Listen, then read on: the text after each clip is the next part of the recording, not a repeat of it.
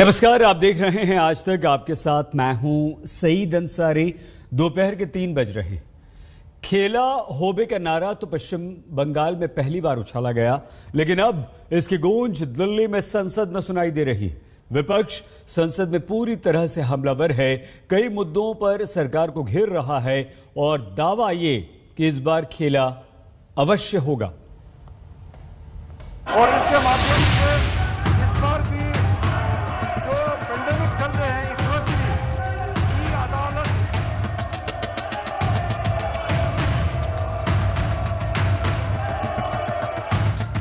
Monsoon सत्र में सियासत की गजब बौछार हो रही है। सदन में पर्चियां उछाली जा रही हैं तो बाहर भी कम बवंडर नहीं है। बारिश के बीच भीगता विपक्ष सरकार को आरोपों के मझधार में डुबोने में लगा है। राहुल गांधी जासूसी कांड को पूरी ताकत से हवा देने में लगे हैं। आपके फोन के अंदर नरेंद्र मोदी जी ने एक हथियार डाला है। मेरे खिलाफ वो हथियार का प्रयोग किया गया, सुप्रीम कोर्ट के खिलाफ उस हथियार का प्रयोग किया गया, बाकी नेताओं के खिलाफ वो हथियार प्रयोग किया गया, प्रेस के लोगों के खिलाफ ये हथियार का प्रयोग किया गया, एक्टिविस्ट के खिलाफ इस हथियार का प्रयोग हुआ। तो सदन में बात क्यों नहीं होनी चाहिए? राहुल गांधी ने कहा कि उनके फोन में हथियार डाल दिया गया है, कि हमारे फोन में हथियार डाल दिया गया है। राहुल जी, हथियार डाल दिया गया है आपके फोन में, तो आप इतने दिन तक बैठे क्यों हैं? आपको पता है आपके फोन के अंदर हथियार है। आप हथियार निकालने के लिए फॉरेंसिक डिपार्टमेंट गए? आप पुलिस थाने में जाके हथियार निकालने के लिए एफआईआर किया आपने? आप बताइए, आपको अगर हम में से किसी को पता चल जाए कि हमारे फोन के अंदर हथियार है तो हम हाथ पैर धर के घर में बैठेंगे? बिल्कुल नहीं। हम जाके हथियार निकालें? कोई हथियार नहीं है। जो चीज है नहीं उसका हथियार बना करके पार्लियामेंट को रोकना, एक नॉन एग्जिस्टेंट इशू को इशू बना करके किस प्रकार वो हथियार के रूप में काम करे ताकि ये लोग पार्लियामेंट से नदारत रहे, ताकि असली मुद्दों पर चर्चा ना हो। जासूसी कांड पर दूसरे हफ्ते भी संसद में तलवारें निकलती रहीं। एक बार फिर वही शोर, हो हल्ला और हंगामे की तस्वीरें भी दिखी। लोकसभा में एक बार फिर पर्चियां उड़ाई गई। कार्यवाही बार बार शुरू और स्थगित होती रही। 94 और 90 से ये कहता है कि हम किसी के राज्यसभा भी कार्यवाही शुरू होते होते शोरगुल में डूब गई। सभापति ने आज सख्त शब्दों में सांसदों को दायरे में रहने का संदेश दिया। This is not allowed. It's not going on record. Yeah. I don't know why they have not done it earlier, Chairman. I can't help it.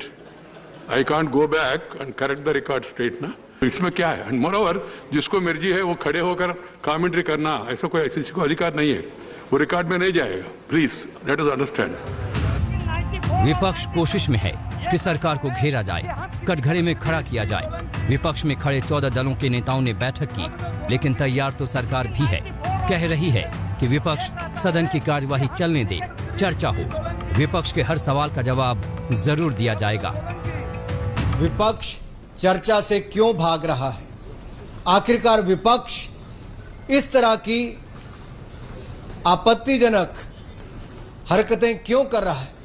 आखिरकार विपक्ष लोकतंत्र की मर्यादाओं को तार-तार क्यों कर रहा है? क्या विपक्ष के पास चर्चा करने के लिए पर्याप्त विषय नहीं है? तो संसद के सत्र का कुल जमा हाल ये है कि दोनों सदनों में कार्यवाही के नाम पर सिर्फ शोर शराबा ही है, सिर्फ सियासत हो रही है, वार पलटवार हो रहा है। मौसमी सिंह के साथ Himanshu Mishra, Delhi Aaj Tak. Congress, RJD, Samajwadi Party, Shivsena, NCP समेत कई विपक्षी पार्टियों के नेताओं ने एकजुटता दिखाते हुए केंद्र सरकार का घेराव किया। जासूसी के आरोप को लेकर सरकार की नीयत पर सवाल उठाए तो सरकार और बीजेपी की तरफ से फौरन सभी को जवाब दिया गया। मर्यादाओं को तोड़ने का काम आज जो कांग्रेस और तृणमूल कांग्रेस के सांसदों ने किया है, उसकी जितनी निंदा की जाए उतनी कम है। कभी स्पीकर महोदय पर कागज फेंकना, कभी मंत्रीगण के ऊपर कागज फेंकना, कभी तख्ती आगे लेकर आना, तो अब तो पत्रकार गैलरी तक भी कागजों को फेंकना, और जो अधिकारी वहां पर बैठे हैं उनके ऊपर चढ़ चढ़कर उनको दबाना, कागज फेंकना, ये अपने आप में दुनिया के सबसे बड़े लोकतंत्र को शर्मसार करने की घटनाएं हैं। क्लियरली बताया गया है, सरकार ने बताया है कि पेगासस पे कोई भी बातचीत नहीं होगी हाउस में। मैं हिंदुस्तान के युवाओं से, जनता से पूछना चाहता हूं, आपके फोन के अंदर नरेंद्र मोदी जी ने एक हथियार डाला है, मेरे खिलाफ वो हथियार का प्रयोग किया गया। क्या कारण है कि सदन में बात नहीं हो रही है? यह सवाल है। हमारे बारे में कहा जाता है कि हम पार्लियामेंट हाउस को डिस्टर्ब कर रहे हैं। हम पार्लियामेंट हाउस को डिस्टर्ब नहीं कर रहे हैं। हम सिर्फ हमारी जो जिम्मेदारी है उसे पूरा करना चाहते हैं। पीएसी की मीटिंग में, बिजनेस एडवाइजरी काउंसिल की मीटिंग में तय होता है कि किन किन विषयों पर चर्चा होगी। आखिरकार विपक्ष चर्चा से क्यों भाग रहा है? आखिरकार विपक्ष इस तरह की आपत्तिजनक हरकतें क्यों कर रहा है?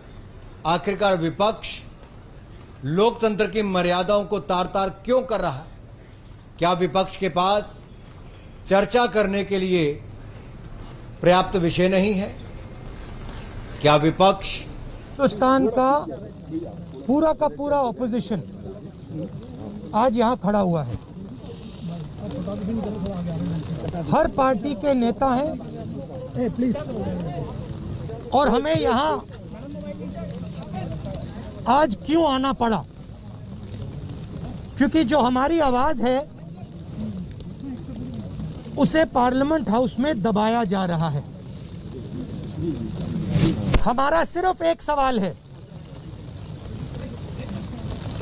क्या हिंदुस्तान की सरकार ने पेगासस को खरीदा, हां या ना? हमारे देश में राष्ट्रीय राजनीति में दस्तक देने दिल्ली आ गई हैं पश्चिम बंगाल की मुख्यमंत्री ममता बनर्जी। ममता के दौरे का आज तीसरा दिन है। कल ममता ने प्रधानमंत्री नरेंद्र मोदी से मुलाकात की थी और आज सोनिया गांधी से मिली। दोनों की मुलाकात चाय पे हुई, यानी कि रिश्तों में चीनी घुल रही है, मिठास बढ़ रही है। बस देखने वाली बात यह है कि रिश्तों में आई ये रफ्तार कहां तक रहती है।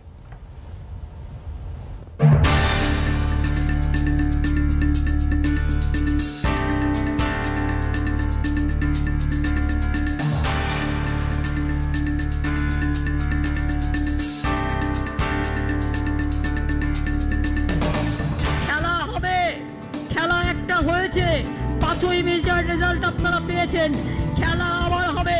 যতদিন বিজেপিকে ভারতবর্ষ থেকে বিতাড়িত আমরা না করতে পারি ততদিন রাজ্যে রাজ্যে খেলা হবে, এভরি বুথে খেলা হবে, সমস্ত জায়গায় খেলা হবে। मंगलवार को जिस बैठक की बुनियाद रखी गई, आज उसके विस्तार का दिन है। ममता बनर्जी और सोनिया गांधी की मुलाकात हो रही है। देश की राजनीति की दो सबसे मजबूत महिला चेहरे की चाय पर चर्चा होगी। बहुत सारे पार्टी है, जो पार्टी मेरा दोस्त भी है, पुराना दोस्त भी है, और जैसे कमलनाथ जी, आनंद शर्मा जी, ये लोग आए, और भी लोग आने वाला है, जर्नलिस्ट भी इसका अंदर में है। तो हम लोग पुराना दिन का बात, नया दिन का बात मिलजुल के ही करते हैं। कल मेरे को सोनिया जी का पास भी, सोनिया जी मेरे को चाय पे बोला, तो मैं कल चाय पे चर्चा करने के लिए जाएंगे। ममता बनर्जी के विपक्ष एकता अभियान का ये सबसे बड़ा पड़ाव है। कांग्रेस और ममता बनर्जी के रिश्तों की जानकारी रखने वाले जानते हैं कि दोनों का 36 का रिश्ता रहा है। ममता बनर्जी कांग्रेस के वोट बैंक पर ही काबिज होकर आगे बढ़ी। जिन हालात में वो कांग्रेस से निकली थीं, ये भी छिपा नहीं है। आज हालात ये हैं कि बंगाल से कांग्रेस का बोरिया बिस्तर बन चुका है। लेकिन ममता बनर्जी को बंगाल से बाहर कुछ करना है तो कांग्रेस की बैसाखी जरूरी है। 2009 में कांग्रेस टीएमसी के साथ चुनाव लड़ चुकी है। अब रिश्ता आगे बढ़ रहा है। इस प्रकार तैयारी पहले भी होती थी। सीपीएम पार्टी जब सत्ता में थी तो इसी प्रकार भूमिका निभाती थी, लेकिन आज सीपीएम कहाँ है, ढूंढ के नहीं मिल रहा है। तो ममता बनर्जी बंगाल में असफल हो रही है, वहाँ सरकार की प्रगति में कुछ नहीं है, कानून व्यवस्था नहीं है, लॉ एंड ऑर्डर गया है, लोकतंत्र नहीं है।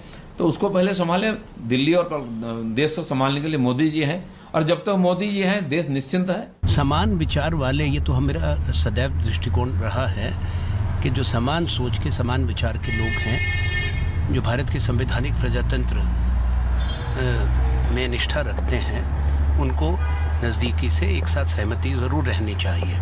पर इस पे जो भी आगे बात बढ़ती है या जो भी कोई निर्णय होते हैं, वो श्रीमती सोनिया गांधी हमारी नेता है, कांग्रेस पार्टी की प्रेसिडेंट है, वही वो बातचीत करेंगी। ममता बनर्जी का आज व्यस्त कार्यक्रम है। ताबड़तोड़ बैठकें हैं, 3 मुलाकातें अहम हैं। सोनिया गांधी से, अरविंद केजरीवाल से, शरद पवार से। विपक्ष को एक धागे में पिरोने में ममता बनर्जी अहम रोल निभा सकती है। इसकी कई वजह हैं। वजह नंबर 1, ममता बनर्जी सेकुलर चेहरा है।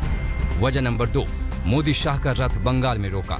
वजह नंबर 3, जुझारू और ईमानदार छवि। वजह नंबर 4, विपक्ष में सम्मानित चेहरा है। वजह नंबर 5, बंगाल की लोकप्रिय नेता। ममता बनर्जी के नाम पर विपक्षी दलों की मोर्चेबंदी पहले भी हो चुकी है। कोलकाता में विपक्षी दलों का जमावड़ा हो चुका है, लेकिन आगे 2024 की बड़ी लड़ाई है, जिसकी तैयारियों में ममता बनर्जी अभी से जुटी हैं, क्योंकि वो भी जानती हैं कि 2019 में बीजेपी ने बंगाल में किस कदर हल्ला बोला था। इसलिए पलटवार नहीं हुआ तो नुकसान का बड़ा खतरा है। दिल्ली में मौसमी सिंह के साथ कोलकाता से अनुपम मिश्रा, आज तक।